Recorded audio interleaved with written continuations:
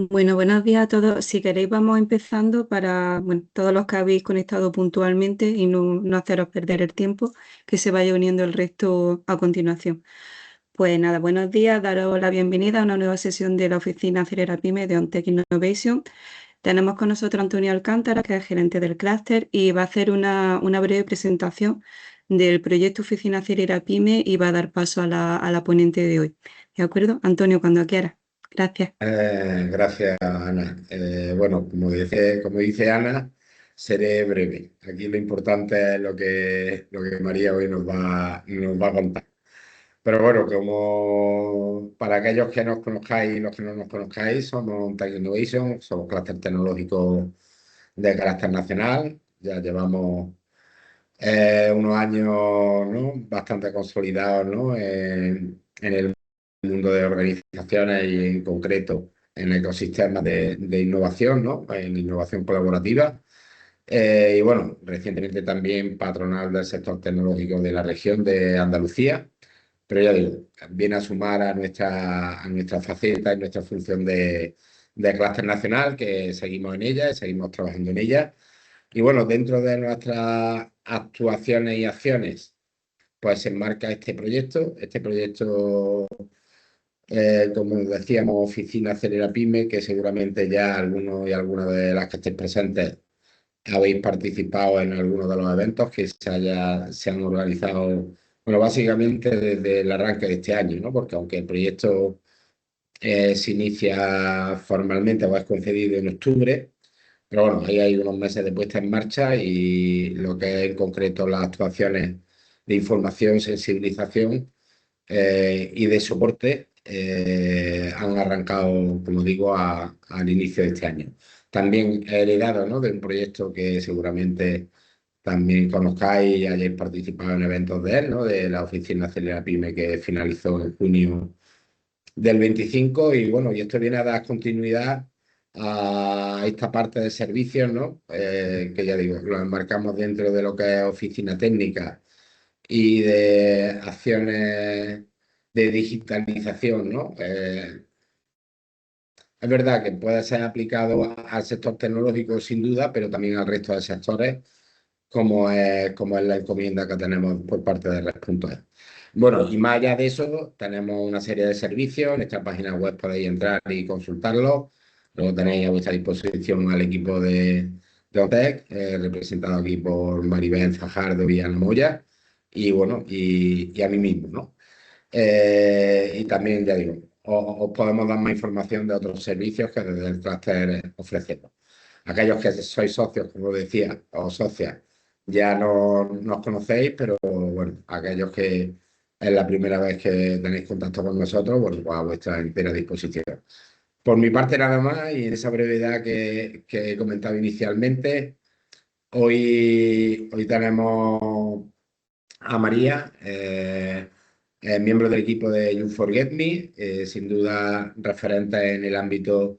de la protección de datos, de la información y de la ciberseguridad en general. Y bueno, y como experta abogada y un largo currículum que tiene en conocimientos del tema que se va a tratar, como digo, el tema de protección de la información y de datos, hay mucha regulación que nos va llegando y que va llegando, ¿no?, desde Europa, y que luego la vamos aterrizando cada uno de los Estados miembros, pero siempre vamos detrás, ¿no? Siempre vamos detrás de, como digo, de los malos y de las malas, ¿no? Al final, todas las medidas que se adopten serán pocas. La tecnología sigue con una evolución importante. Ya sabemos, ¿no?, que la madurez tecnológica tenemos en la actualidad con la inteligencia artificial generativa y agéntica, que lo ha invadido todo. Nuestra información y nuestros datos, pues intentamos protegerlos, lo intentan proteger, pero también a la vez estamos desprotegidos, ¿no? Y bueno, y en esa línea, todas las actividades como esta que nos trae hoy, como digo, pues seguramente que os darán luz para poder seguir ahondando, ¿no?, y avanzando en esa protección de información y de los datos. Así que, María, bueno, todo tuyo. Y nada, y a todos los asistentes, espero que el rato que dedicáis a la sesión de hoy sea de provecho. Pues muchas gracias, ¿eh? Buenos días a todos. Ya, bueno, para empezar, que sepáis que yo solamente tengo en pantalla el PowerPoint, pero durante la presentación, si tenéis alguna duda o cualquier cosita, podéis hablar por el chat, me lo podéis dejar escrito y Ana me avisa y yo vamos respondiendo sobre la marcha. No tenéis por qué esperar al final, ni mucho menos, me podéis cortar en cualquier momento, ¿vale? Y bueno, empezamos. Hoy vamos a hablar de la directiva NIS 2, que técnicamente, para el que no lo sepa, es la directiva número 2022/2555 del Parlamento Europeo y del Consejo. Lo que vamos a tratar es un poco siguiendo también el propio índice que tiene la normativa, sus objetivos, su ámbito de aplicación, algunas definiciones clave que es importante que sepamos o que entendamos para saber los conceptos entre los que nos estamos moviendo, qué tipo de entidades se consideran esenciales, qué tipo de entidades se consideran importantes, qué significa esto también en los efectos de obligaciones, a efectos de posibles sanciones,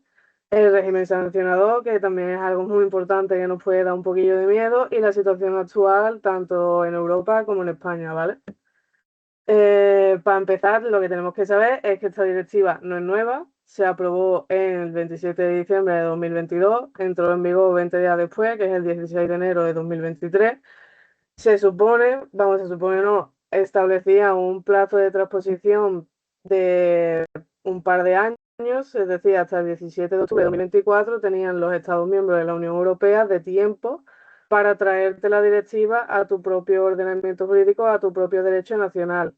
¿Por qué? Porque, para el que no lo sepa, los reglamentos europeos, como el RGPD, por ejemplo, una vez que se publican ya es directamente aplicable en todo el territorio de la Unión Europea, pero las directivas no, las directivas son normativas europeas que se deben cumplir también a nivel de toda la Unión Europea, es decir, tienen que entrar en vigor en todos los Estados miembros, pero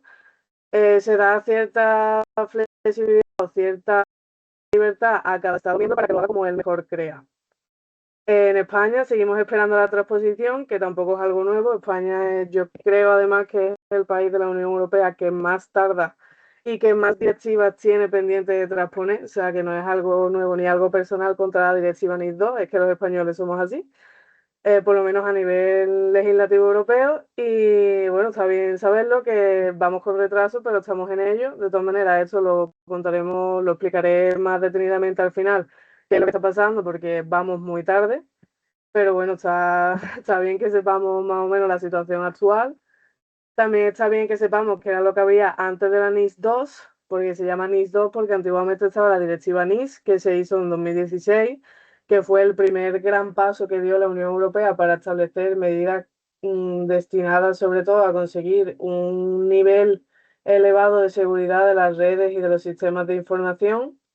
El objetivo era desarrollar las capacidades de toda la Unión Europea y obligar a todos los Estados miembros a que estructuraran las respuestas contra ciertos incidentes o ciertas vulnerabilidades a nivel de redes de información o a nivel de seguridad de los datos o seguridad de los sistemas, etcétera. Ahora veremos también en el ámbito de aplicación que, pues claro, se puede pensar que esta clase de directiva, esta clase de normativa solamente afecta al ser de ciberseguridad en sectores muy sensibles o a empresas que tengan una infraestructura tecnológica increíble o a una cosa así un poco desproporcionada, pero la realidad es mucho más compleja porque si bien la NIS 1 o la NIS de 2016 era un poco más reducido su ámbito de aplicación, con la NIS 2 una de las novedades que se introduce es que, aparte de que se amplía muchísimo más el ámbito de aplicación, afecta a muchos más sectores y no afecta solamente por el tamaño de la entidad o de la empresa, sino también por el sector en el que tú estés metido. ¿Por qué se cambia de la NIS a la NIS 2? Porque ahora la NIS 2 es más exigente y abarca un grupo más grande de entidades y su ámbito de aplicación se ha ampliado de esa manera. Porque es verdad que con la NIS se dio un paso importante, con la primera, se estableció un camino y para poder llegar, como bien ha dicho también antes Antonio, el derecho va siempre por detrás de la sociedad, por mucho que queramos correr. La seguridad y la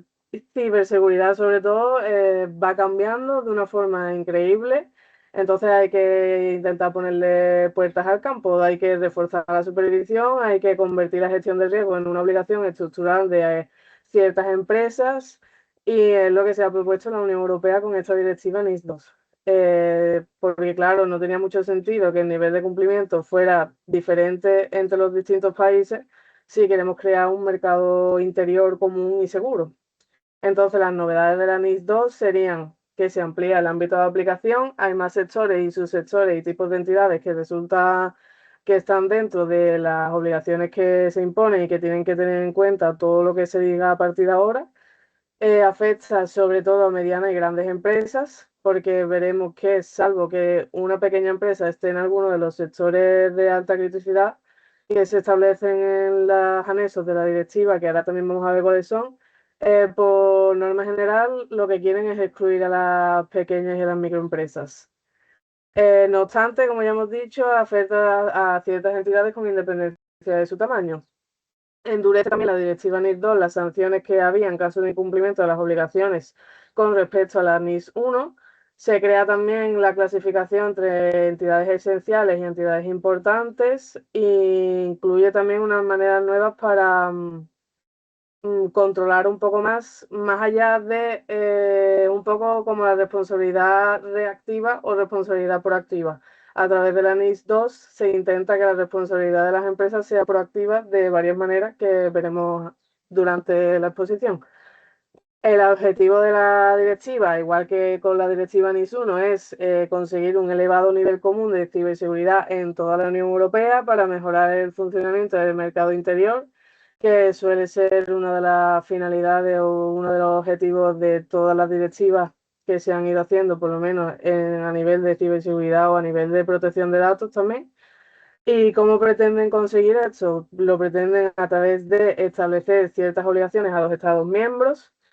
porque no solo se ponen obligaciones a las empresas que les resulta de aplicación, sino que los Estados miembros tienen también que cumplir, tienen que crear una serie de entidades y tienen que cumplir con una serie de cosas para empezar con la transposición y también a través de la creación de normas y obligaciones relativas al intercambio de información sobre ciberseguridad. Porque, como veremos también un poco más tarde, hay una diapositiva dedicada solamente para el intercambio de información. A través de esta directiva también se pretende fomentar el compañerismo un poco entre estados y entre empresas y que si yo he tenido un incidente de ciberseguridad y he sabido controlarlo o he sabido subsanarlo a tiempo, o no a tiempo, pero de una manera que no ha sido grave, está bien que se comparta esa información. Por lo menos la idea de la NIS es trasladar esto. Y bueno, lo importante, porque claro, para tú saber si tienes que tener en cuenta todas las obligaciones, lo primero es saber si tienes que estar dentro del ámbito de aplicación o no. La directiva, en su artículo 2, dice que esta directiva se aplica a todas las entidades públicas o privadas, es decir, da igual que no formes parte de la administración pública o que no formes parte del gobierno, de algunos de los tipos que se mencionan en los anexos 1 y 2, que veremos los tipos ahora, que sean consideradas medianas empresas con respecto a la recomendación 2003/361. La recomendación, los límites que establece son estos. Los que tenemos que pasar son los límites de mediana empresa,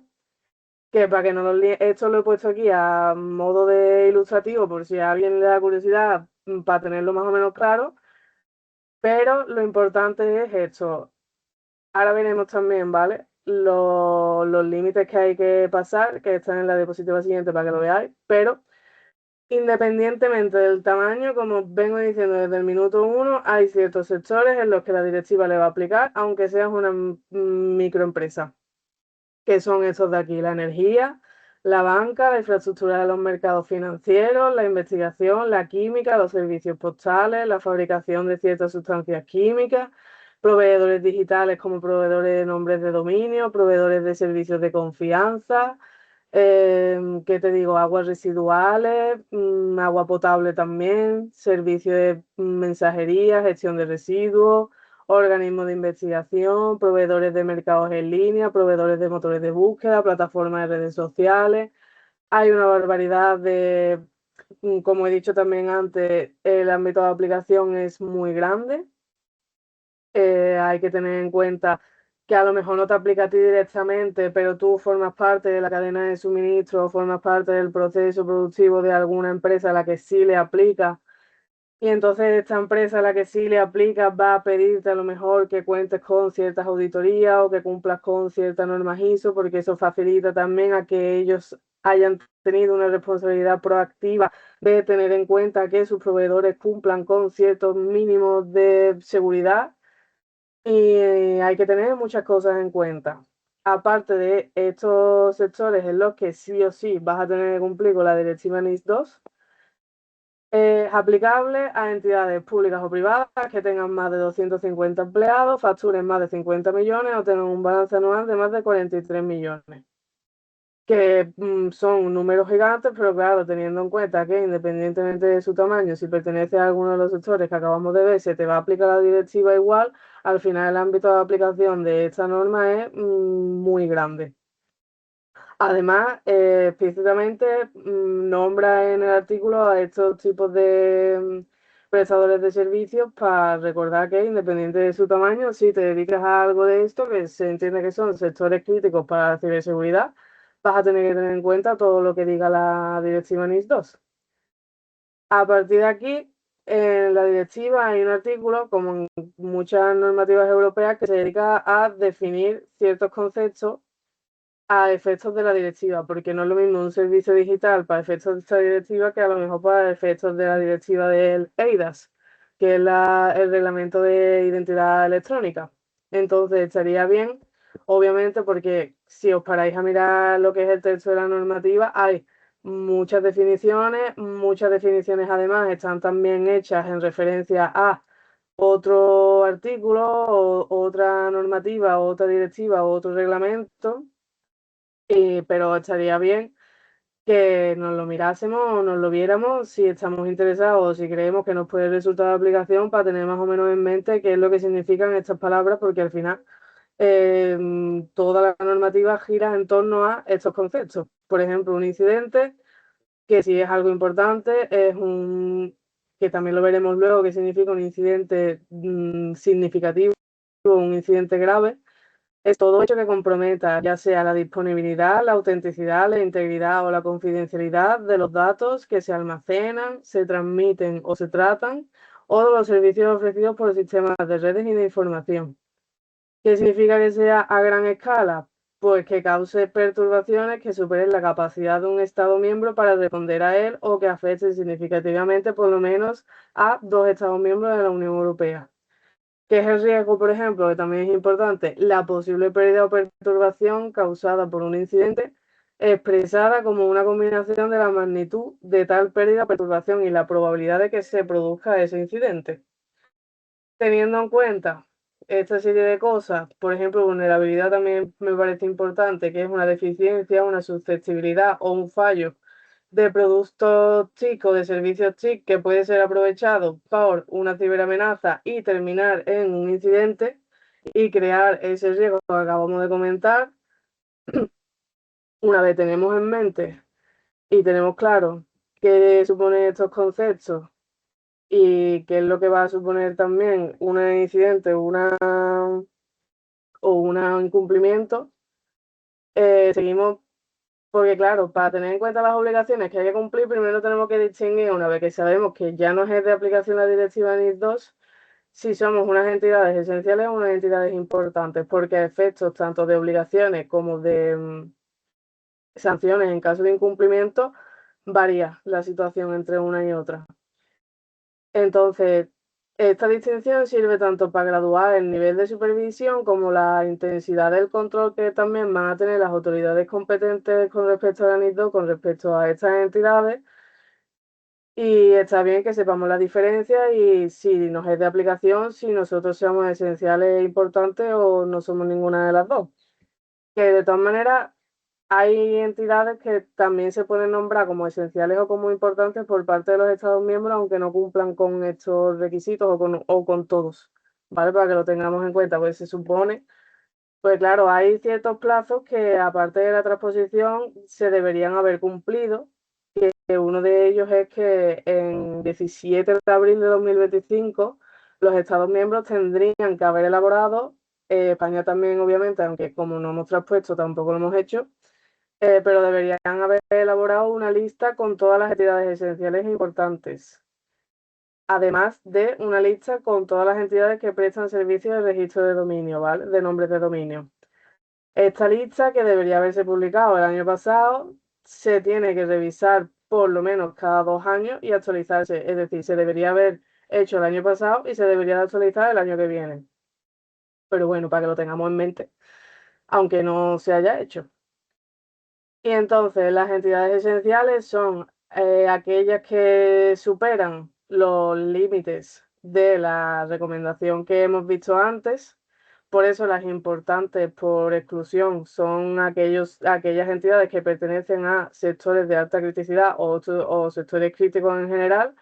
que están por debajo del umbral de 250 empleados, de 50 millones de facturación o de 43 millones. Las esenciales serían aquellas que sobrepasen estos límites o que pertenezcan a sectores de alta criticidad, que sean prestadores cualificados de servicios de confianza o de registros de nombre de dominio de primer nivel, que sean proveedores de redes de comunicación o proveedores de servicios de comunicaciones electrónicas, o que sean a ciertos tipos de entidades de la administración pública, que también se le entiende como entidades esenciales, por el servicio que prestan o por la importancia que puede tener que a lo mejor haya un incidente o se sufra una vulneración de la ciberseguridad de esa entidad por el servicio que presta o por lo que puede suponer para también con respecto a los derechos y libertades de las personas que confiamos en la administración pública y en sus sedes electrónicas. Dicho esto, tenemos que tener en cuenta que a lo mejor hay pymes que no entran como formalmente como entidades esenciales e importantes, pero recordamos que sí puede ser que sean proveedores de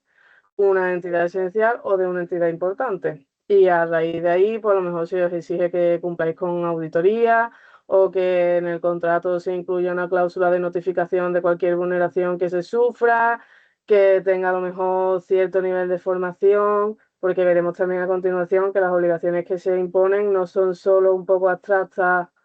ni algo técnico por parte de los informáticos de la empresa, sino que afecta también sobre todo a los directivos y bueno, lo veremos a continuación. Aparte de las entidades esenciales y de las entidades importantes, perdón, tenemos que tener en cuenta que la directiva NIS2 es algo a nivel europeo y hay diferentes tipos de entidades o de organismos que se crean para que la normativa funcione correctamente, para supervisarla, para ejercer la potestad sancionadora con respecto a los posibles incumplimientos y también para ayudar, porque no es solamente para cumplir, para vigilar que estés cumpliendo, sino para que se consiga de verdad el objetivo de la directiva, que es que el mercado europeo interior y común tenga un nivel elevado de ciberseguridad. A nivel nacional, se deben crear autoridades nacionales, aparte de que cada Estado miembro tiene que adoptar una estrategia nacional de seguridad que se determina las políticas y las normas mínimas que tienen que incluir esa estrategia, que eso no lo determina de forma exhaustiva ni de forma detallada la directiva, pero sí establece la obligación de que cada Estado miembro cuente con su propia estrategia nacional de ciberseguridad. Lo que sí establece la directiva es la obligación de que cada Estado miembro tiene que establecer o designar por lo menos una autoridad competente que se encargue de la ciberseguridad y de las funciones de supervisión y del régimen sancionador que veremos luego. Entonces debe existir por lo menos una autoridad nacional, que en España históricamente la autoridad nacional ha sido el INCIBE y el CSIC, entiendo. El CSIC, que es el equipo de respuesta a incidentes de seguridad informática, entiendo que será también el INCIBE, aunque todavía no está definido porque no se ha traspuesto. A lo mejor se crea una autoridad nacional nueva. Y el punto de acceso único que sirve es la autoridad nacional que se designe, tiene que tener un punto de contacto único que sirva para coordinar y centralizar la gestión de la ciberseguridad a nivel España, a nivel nacional. Es decir, que sirva como que sirva como un portal, como una sede electrónica, por así decirlo, en donde las empresas que se vean afectadas por la directiva NIS2 puedan acudir en busca de ayuda, tengan un claro en qué sede o en qué organismo tienen que reportar las vulnerabilidades o las ciberamenazas o los riesgos que hayan sufrido. Y luego a nivel europeo está el grupo de cooperación, la red de CSIRT, que sería básicamente una red de unión de todos los equipos de respuesta a incidentes de seguridad informática a nivel nacional, con un representante a nivel europeo, y la red europea de organizaciones de enlace para la crisis de ciberseguridad, que se crea con esta directiva, no existía anteriormente, y su objetivo es que se gestione de forma rápida y coordinada los incidentes y crisis que sean a gran escala entre los Estados miembros de la Unión Europea, es decir, algo que sobrepasa el ámbito de un Estado miembro. Dicho esto, las medidas y las obligaciones con las que tienes que contar si la directiva NIS2 te es de aplicación, para empezar, están en los artículos 20-21, la gran mayoría, o las más importantes, por así decirlo.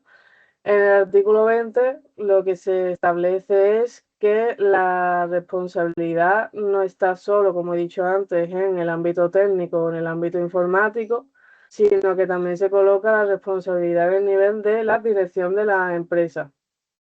¿Por qué? Porque los órganos de dirección tienen que aprobar y supervisar las medidas de gestión de riesgo de ciberseguridad, y para ello tienen que recibir la formación necesaria, adecuada y pertinente. Porque no solo se va a sancionar a la empresa. Si hubiera algún incumplimiento de las obligaciones, esta ya es una de las obligaciones, es decir, si a ti te resulta de aplicación la directiva de la NIS2 y tú como directivo de la empresa no has recibido, no te has preocupado de formarte en materia de gestión de riesgo, de formarte en materia de ciberseguridad, también estás ya cometiendo un incumplimiento, puede ser parte de un expediente administrativo sancionador y puedes recibir una multa a tu empresa solo porque tú como directivo no has cumplido con la responsabilidad proactiva de formarte adecuadamente. ¿Por qué? Porque, bueno, y además en caso de infracciones graves también se puede suspender incluso a los directivos de sus funciones o apartarlos durante X tiempo. ¿Por qué? Porque la visión antigua de la NIS, la ciberseguridad era algo puramente técnico, la dirección se desentendía, por así decirlo, solamente le importaba que estuviera firmado los contratos que tenían que estar firmados con las obligaciones a nivel abstracto o a nivel papel, pero como a mí no me toca y esto es algo de informática y de riesgos, pues yo me olvido. Ahora no, ahora tú como directivo y como alguien que gestiona al más alto nivel de esta empresa, te tienes que preocupar de ser consciente, de estar formado y de responder adecuadamente. Además, a nivel empresa tenemos el artículo 21, que es probablemente uno de los más importantes desde el punto de vista operativo, porque la directiva exige, aparte de esta formación, medidas técnicas, medidas organizativas, medidas que sean proporcionadas para gestionar los riesgos que afectan a las redes y a los sistemas de seguridad de cada empresa, y enumera una serie de políticas o de gestiones con las que se tiene que cumplir a nivel de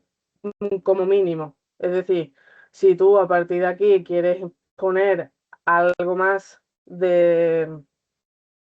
responsabilidad proactiva o quieres endurecer las políticas, quieres hacerla todavía más incidente de lo que es a raíz de la directiva, está perfecto, incluso estaría mejor, por así decirlo, porque mientras más elevado sea el nivel de ciberseguridad, más tranquilo vas a estar tú con respecto a los posibles incumplimientos, porque pues, obviamente, por mucho cuidado que pongas, a ver, las obligaciones se tienen que cumplir sí o sí, pero que cumplas con todas estas obligaciones que tenemos aquí en pantalla no significa que no pueda sufrir un incidente, que no pueda sufrir una ciberamenaza o que no tenga riesgo. Obviamente todo puede pasar, porque además en el ámbito ámbito electrónico, el ámbito digital es así, y por mucho cuidado que tengas, todo puede pasar. Pero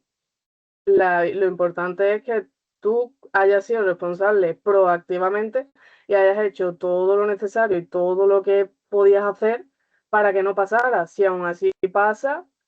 no significa, pues claro, ni que tú cumplas con todo esto, significa que no vayas a sufrir nada, ni que aunque lo cumplas y sufres algo, significa que vayan a ponerte una sanción. Si tú has cumplido con tus medidas y con tus obligaciones y tenías las políticas y has gestionado el incidente de la mejor manera posible, no tiene por qué terminar en una sanción que tú hayas sufrido un incidente. Eso también lo tenemos que tener en cuenta. Dicho esto, las medidas que establece el artículo 21, que vamos a nombrarlas aunque sea una lista un poco larga, pero tenemos que tener en cuenta porque además es una de las cosas más importantes. Las medidas se tienen que basar, o sea, tienes que cumplir con todo lo que viene aquí, pero basándote en un enfoque que tenga por objeto proteger el sistema de las redes de la información y de manera que las medidas sean proporcionadas al riesgo, al tamaño, al impacto y a la posible gravedad de los incidentes que tú puedas sufrir, teniendo en cuenta siempre el arte de la técnica y las normas europeas e internacionales, que esto es como una coletilla que se suele poner mucho en las directivas.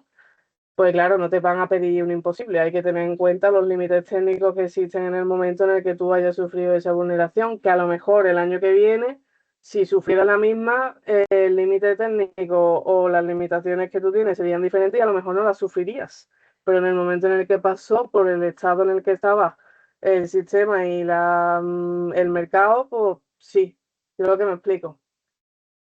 Y dicho esto, las medidas son una política de seguridad de los sistemas de información y análisis de riesgo, que esto se traduce un poco en establecer un marco de gobierno dentro de tu empresa para la ciberseguridad, establecer roles y responsabilidades,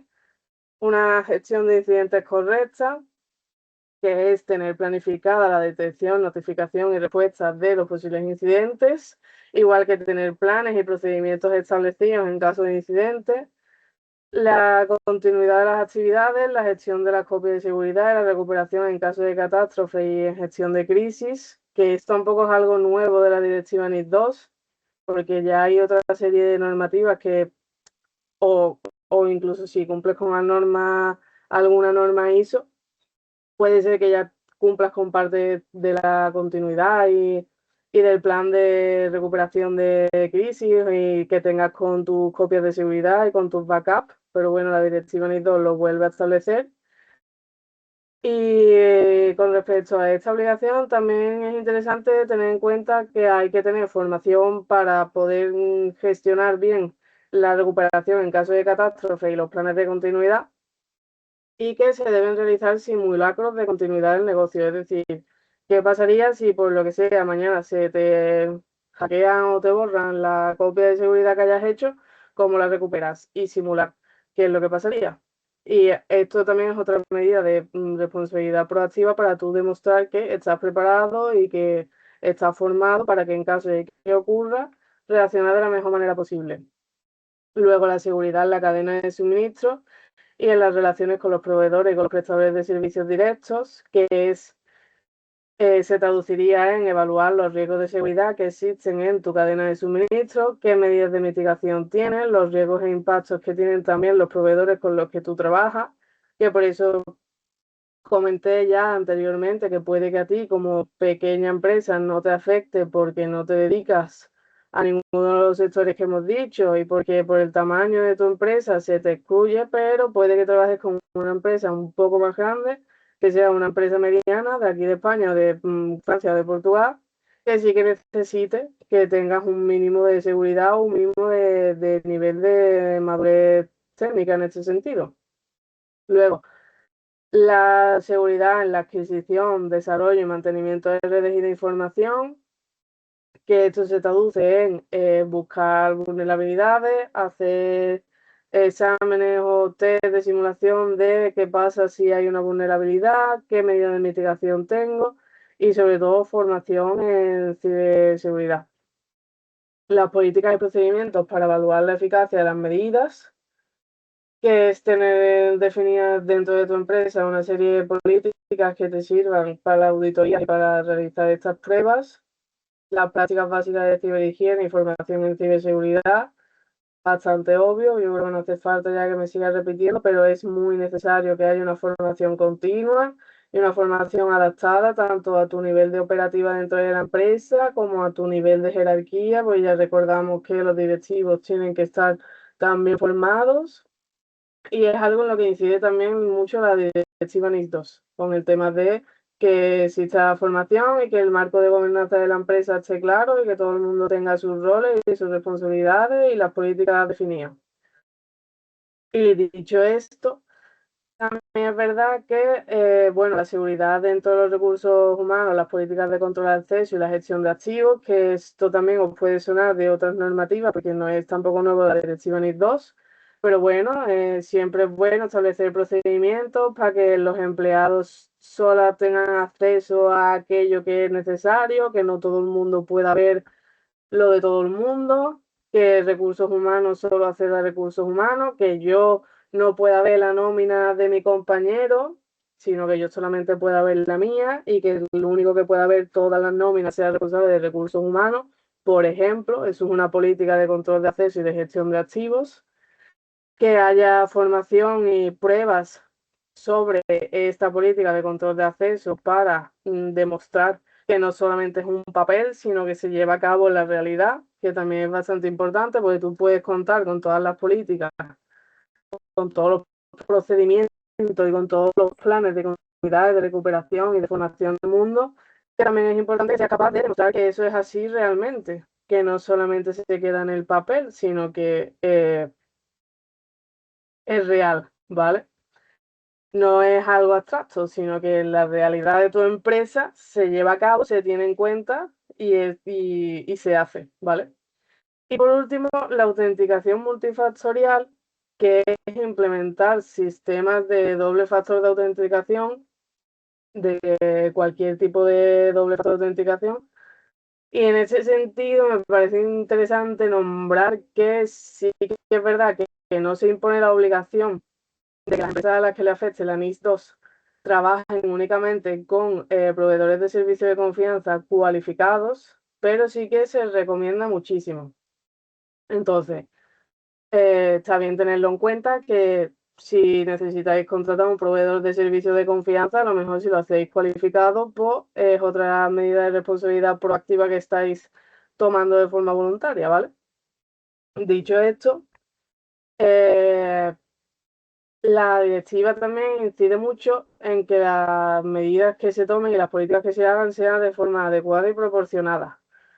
Porque no es lo mismo las medidas o las políticas o los planes de recuperación o de continuidad que tiene que tener una corporación internacional que tiene presencia en 10 de los 20 estados europeos, que a lo mejor una pyme mediana de España con una serie de recursos limitados que, como se dedica al servicio de aguas residuales, pues tiene que cumplir con la directiva NIS 2, ¿sabes? No es el mismo nivel de cumplimiento ni de intensidad de supervisión que va a sufrir las dos tipos de entidades que os acabo de comentar. Así que tenemos que tener en cuenta también, aparte del estado de la técnica y del estado del esquema de ciberseguridad a nivel nacional, de nuestra situación, nuestro contexto y nuestro tamaño. Tenemos que cumplir con todo esto, sí, pero tampoco se tiene que volver una locura ni una cosa imposible. Para que, por si alguien se ha asustado, para que lo tengamos en cuenta, que esto también lo dice la normativa. Dicho esto, aparte de obligaciones de cumplimiento y de las medidas que acabamos de ver, en el caso en el que se sufra un incidente significativo, las entidades esenciales y las entidades importantes tienen que comunicar siempre sin dilación indebida. Es decir, aquí ahora vamos a hablar de plazos, sobre todo 24 72 horas, pero si yo antes de las 24 horas ya tengo disponible la información que te tengo que notificar dentro de esas 24 horas, no tengo que esperar las 24 horas, ¿vale? Siempre es sin demora indebida, sin dilación indebida. ¿Cuándo se tiene que notificar un incidente? Cuando se trata de incidentes significativos, susceptibles de afectar negativamente a la prestación de servicios. Dicho esto, las entidades tienen que reportarlo a la CSIRT de su país o, en su caso, a la autoridad competente. En España, como no está traspuesto, no tenemos claro a quién habría que notificárselo ni tenemos la obligación de notificárselo de esta manera. ¿Por qué? Porque como la directiva no está traspuesta, nosotros seguimos todavía con la directiva 1 vigente, porque hasta que no se transpone no está dentro de nuestro ordenamiento y entonces no nos aplica.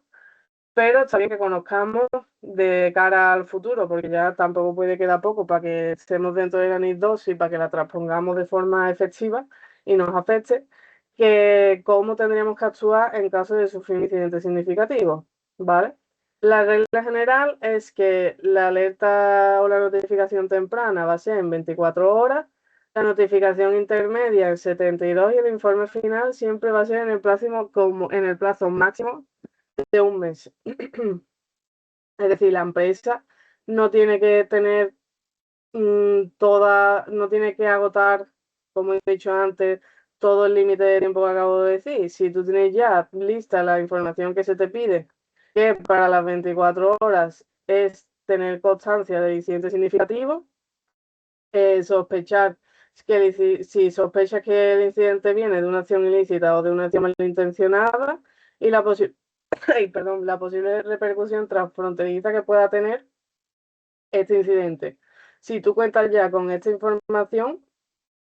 tienes que notificársela a la autoridad de control que corresponda o al CSIR que haya designado. Un momentito. Ay, perdón. Como una especie de informe con la información que acabo de decir, simplemente de si la acción es ilícita o no y de si puede haber repercusión transfronteriza. Después de esto, y de nuevo, sin demora indebida, en el plazo máximo de 72 horas desde que se haya tenido constancia del incidente, no desde que se haya producido, sino desde que se haya tenido constancia, igual que en la notificación temprana, no es desde que se haya producido, sino desde que yo soy consciente de que esto ha pasado. En 72 horas, como mucho, se tiene que actualizar la información que das en la notificación temprana, sobre todo la relativa a si es un incidente, o sea, si es una acción ilícita o malintencionada, incluyendo también una evaluación de este incidente en cuanto a gravedad e impacto, si tenemos esa información. Si no la tenemos, igualmente hay que actualizar la información que se dio en la notificación temprana. Y por último, bueno, es verdad que existe la notificación final, que como mucho es después de un mes, que aquí sí que se tiene que hacer de forma más detallada, porque ya has tenido tiempo tú para gestionar y para subsanar o para resolver la situación, y tienes que describir como un informe que describa lo que ha pasado con el incidente, incluyendo la gravedad y el impacto con la actualización, si es necesario actualizar la información con respecto a la notificación intermedia, el tipo de amenaza que la ha causado o que probablemente la haya causado si no lo tenemos a ciencia cierta, las medidas de mitigación o las medidas paliativas que se haya aplicado, que ya hayan terminado o que sigan en curso. Y cuando proceda, si existe la repercusión transfronteriza del incidente, también tenemos que dejarlo claro. Dicho esto, estos son la norma general, los plazos que están establecidos como máximo en la directiva.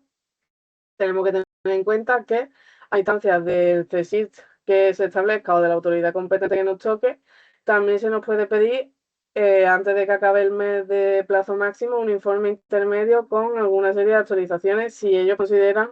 que es necesario. Que además, en el momento en el que tú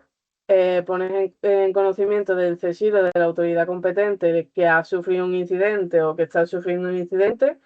desde 24 horas después de que ellos reciben la alerta temprana, esta entidad o esta autoridad competente te va a trasladar una serie de comentarios iniciales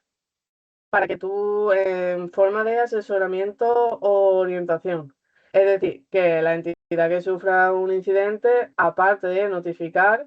va a pedir asesoramiento al CSIR y va a poder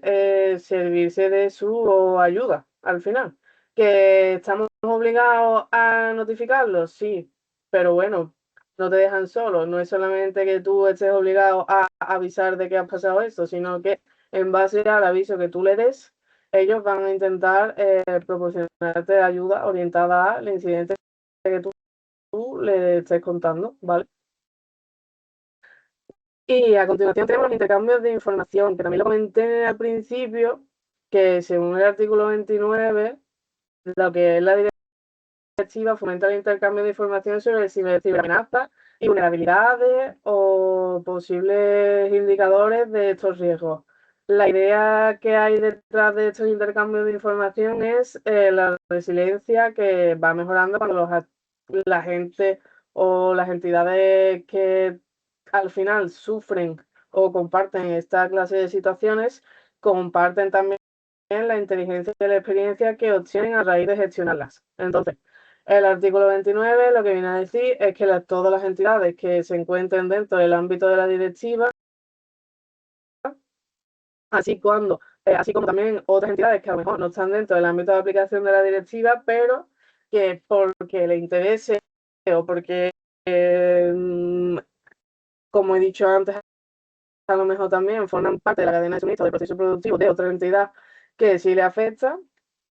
puedes decidir de forma voluntaria siempre intercambiar información relevante sobre ciberseguridad, en particular sobre ciberamenazas, vulnerabilidades, técnicas, procedimientos, tácticas de los adversarios, es decir, de aquellos que intentan vulnerar tu sistema de seguridad o tu sistema de redes. Y recomendaciones. Sobre todo lo que se intenta es que aquel que lo ha sufrido o que ha sabido llevarlo o que ha sabido evitarlo, comparta este tipo de información con el resto de empresas que al final se ven obligadas o se ven dentro de este ámbito de aplicación y que se pueden ver también posiblemente vulneradas por el mismo tipo de incidente por el que se ha vulnerado tu empresa o no se ha llegado a vulnerar tu empresa. Entonces, siempre que el intercambio de información se haga con el objetivo de prevenir, detectar o responder a estos incidentes, a cómo recuperarse de ellos o a cómo reducir el impacto que tienen en tu empresa, o siempre que se haga con la idea de reforzar el nivel de ciberseguridad, se fomentarán estos intercambios de información. Evidentemente, siempre se tiene que respetar la confidencialidad, el secreto profesional y la normativa de protección de datos. Por razones obvias, la ley es la ley y por mucha resiliencia, por muchas ganas de cooperar que tengamos todos, hay que cumplir con unos ciertos mínimos estándares de seguridad y se puede intercambiar información siempre respetando esos límites que acabamos de comentar, ¿vale? Teniendo en cuenta también que, por último ya, lo que vamos a hablar es el régimen sancionador. Es interesante, espero que estos intercambios de información no se queden en algo abstracto en España, aunque bueno, tendremos que ver cómo se termina de desarrollar, pero yo creo que esto puede salir muy bien si se utiliza de buena manera. Y por último, antes de comentar la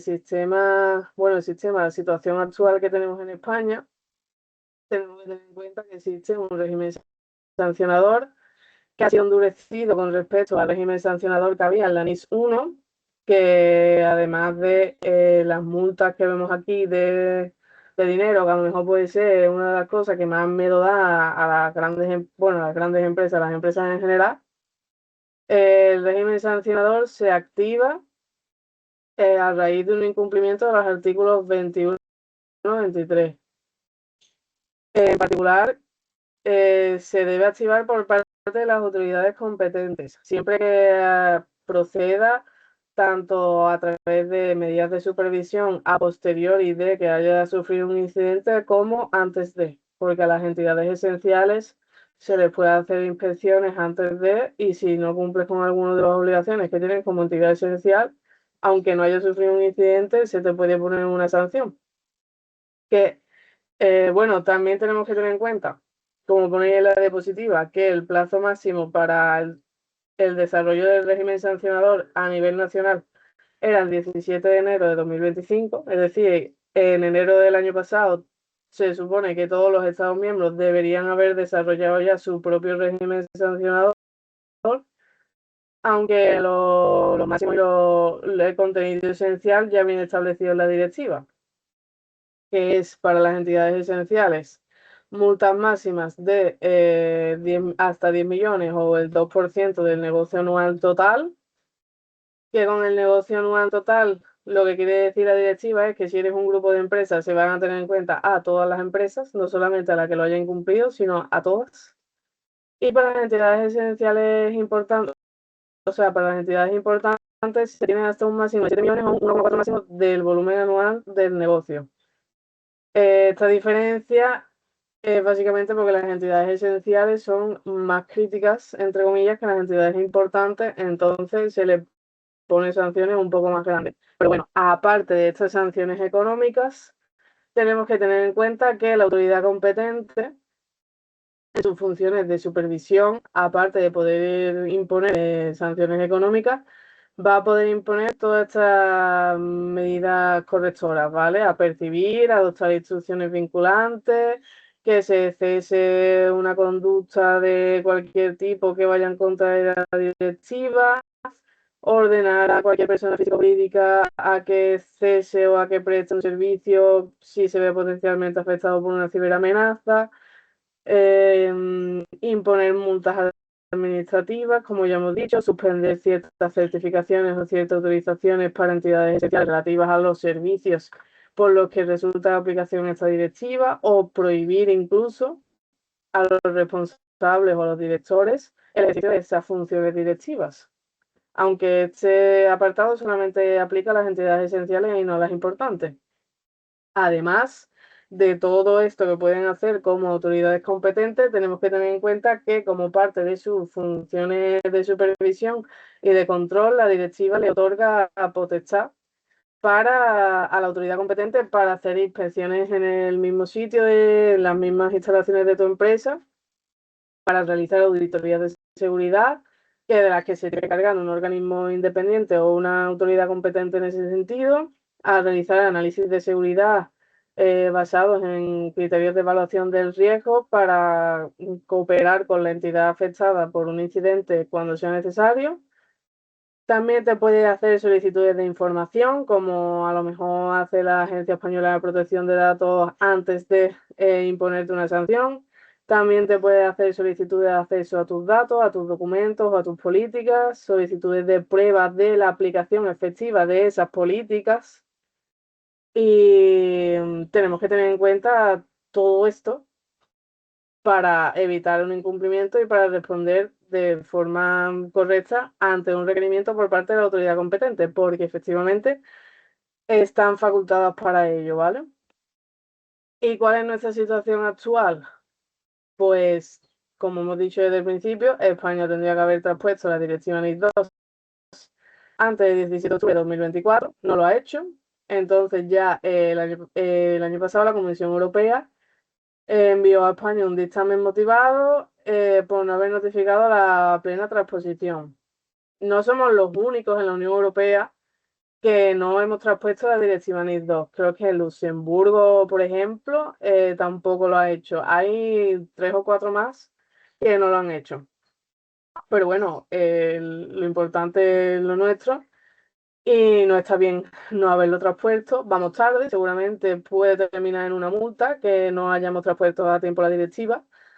Y tenemos que tenerlo en cuenta que ya Europa nos ha dicho que nos pongamos las pilas. Entonces, nuestra situación normativa sigue siendo el marco original de la NIS2, o sea, de la NIS1, que fue en 2016 y que nosotros lo traspasamos a través del Real Decreto Ley 12/2018 y el Real Decreto 43/2021. Seguimos esperando la adaptación completa a la NIS2 y además dentro de esta adaptación completa hay varios aspectos que se tienen que definir todavía, como es el listado de las entidades esenciales y las entidades importantes o las medidas de seguridad que van a adoptar España como Estado miembro, la definición de la autoridad competente, la definición del CSIRT y la definición también o el desarrollo del régimen sancionador sancionador, que puede ser exactamente igual que el que trae la directiva o puede ser un poquito diferente por lo que sea. Depende de cómo se transponga. Dicho esto, el Consejo de Ministros ya aprobó también un anteproyecto de ley de coordinación y de gobernanza de la ciberseguridad que va a servir para transponer la NIS 2 y reordenar toda la normativa que ya existe al respecto para adaptarla a lo que se nos pide con esta directiva NIS 2, aunque todavía no está aprobado del todo y no forma parte de nuestro derecho porque no está publicado en el BOE como tal. Queda poco, yo creo que queda poco, faltan cosas por definir, faltan cosas por establecer, pero bueno, creo que vamos en buen camino con respecto por lo menos al año pasado. Y por último, ya para terminar, no quiero que os quedéis con la idea de que, no sé, como que se vea a lo mejor demasiado abstracto. Yo creo que he intentado ser un poco más práctica y poner ejemplos de cómo se traducen estas obligaciones que vemos aquí, un poco así, no sé, como demasiada verborrea jurídica, a lo mejor un poco por el tema de que es al final una directiva, una normativa europea y tiene su nivel mínimo de tecnicismo y de tal. Pero bueno, si yo fuera una pyme española, lo primero que haría sería determinar si me aplica o no me aplica, tanto a mí como a alguno de los proveedores o a alguno de las empresas con las que yo trabaje o comercie o tenga servicios contratados. Si me aplica, identificar las exigencias contractuales o las exigencias de auditoría, las exigencias de medidas que ya tengo y qué tipo de cumplimiento o qué tipo de nivel me faltaría para llegar a lo que se exige en la Directiva NIS 2 y a todo lo que habíamos estado hablando, elaborar un inventario básico de las políticas que me falta, de lo que no tengo, de lo que sí, y a partir de ahí hacer un plan de acción o un plan de continuidad para tú cubrirte con todas las obligaciones, con todas las medidas y con la cosa de demostrar tu responsabilidad proactiva con respecto a todo lo que tenemos que cumplir. Y dicho esto, espero que os haya servido, que no os hayáis quedado solamente con una idea abstracta, que hayáis aprendido algo y muchísimas gracias a todos por vuestro tiempo, por vuestra atención y no sé si hay alguna pregunta, creo que no, porque no me han cortado. No, hubo un comentario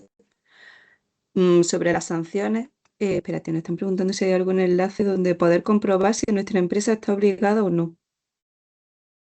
Pregunta Manuela. No, no hay a lo mejor se crea, alguna página o algún tipo de comprobador, pero ahora mismo tienes que definirlo tú mismo. O a lo mejor, a ver, el INCIBE sí que es verdad que tiene una parte dentro de su página web que explica de forma esquemática todas las cosas más importantes de la directiva. A lo mejor sí que te puedes dirigir a ellos de alguna manera para preguntarles si te resulta de aplicación, que te ayuden, qué tal, puede ser. Pero un enlace así específico para tú decir me aplica o no me aplica, no existe.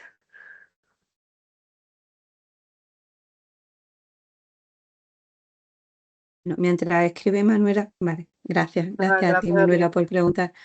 Nada, bueno, yo quiero también daros las gracias a todos por vuestra asistencia, por dedicarnos este ratito esta mañana. Esperamos que haya sido vuestro interés. Recordaros que mañana vais a recibir un cuestionario de satisfacción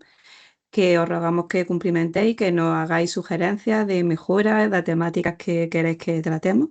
Y bueno, como decía Antonio en un principio,